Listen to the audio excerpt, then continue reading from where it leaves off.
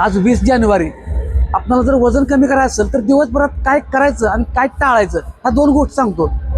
तुम्ही सातत्यानं हालचालीत राहा, म्हणजे की कंटिन्यू 1 तास, 1.5 तास, 2 तास, 3 तास एका ठिकाणी बसून राहू नका.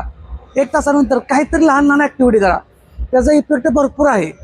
लहान ॲक्टिव्हिटी करा, किमान 30 सेकंद, 40 सेकंद, 50 सेकंद, 1 मिनिट, काही नवीन ॲक्टिव्हिटी करा. साईडला असू द्या किंवा जॉगिंग असू द्या, जंप असू द्या, 1 मिनिटाची ॲक्टिव्हिटी करा. दुसरी गोष्ट, तुम्हाला जास्तीत जास्त प्रयत्न करायचा आहे की प्रोटीनयुक्त आणि फायबरयुक्त खायचं आहे. मग आता घरातलं प्रोटीनयुक्त खाताना काय खाणार आहे आपण? अंडी खाऊ शकतोय. अंडी खात नसाल तर सर्व प्रकारची कडधान्य, मूग, मटकी, चवळी, राजमा, जे काही मसूर, तसंच डाळी, ह्याचं प्रमाण वाढवा आहारामध्ये. उपाशी अजिबात बसू नका. उपाशी बसलं तर तुमचं वजन वाढणारच आहे. खाऊन वजन कमी करा.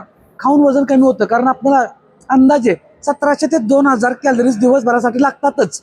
त्या जर तुम्ही कमी खाल्ल्यात तर बॉडी फॅटमध्ये रूपांतर करून ती ऊर्जेसाठी वापरण्यासाठी तयार करते.